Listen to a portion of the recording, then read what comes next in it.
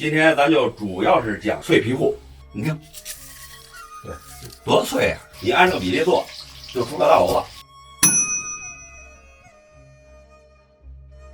我这个都给它做标准都量化了，低筋面粉250克，帕达粉15克，油50克，水是380克，温水。好，主要来教大家怎么调脆皮糊。对，这个生蚝搁葱姜跟料酒稍微腌上，它本身就有点咸鲜味。对对对，这就不用加盐了。对，来点香油，去腥。好，胡椒粉撒点，给它腌上，够肥实。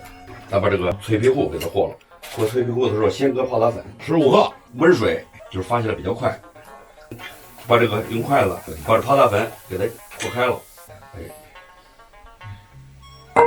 加上面粉，加水。我给你，我这。好，谢谢师傅。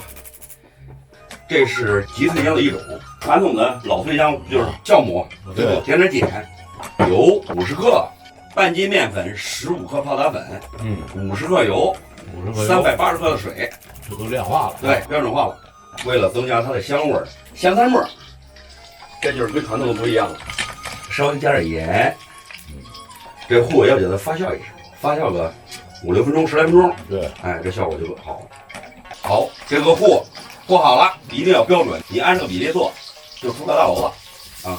对了，水开了，把这生蚝焯下水，稍微一焯水就关火。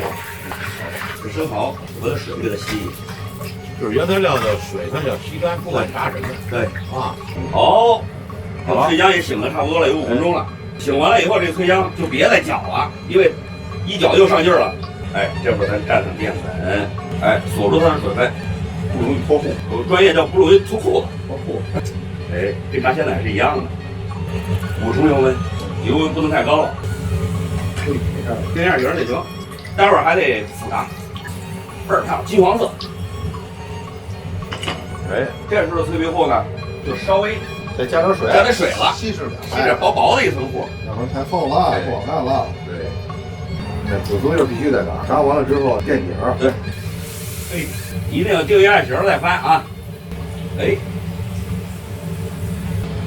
透了，倍儿脆。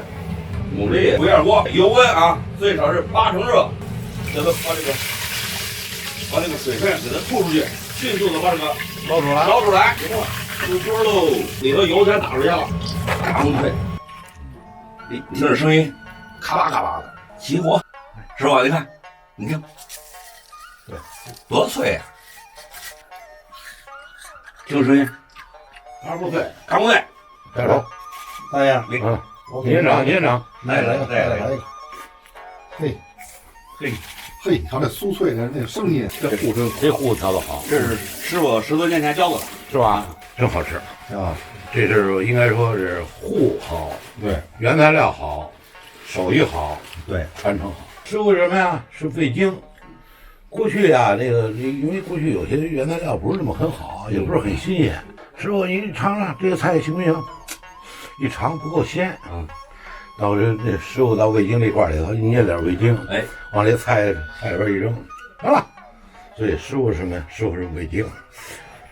这个例子的举例呢，可能有点不太恰当，但是有一样，师傅就是调味儿啊，像你师傅说的是调味儿、调情、调水、调心，哎，这很重要。是，所以今天刚强做这个非常地道的脆皮炸生蚝，可以。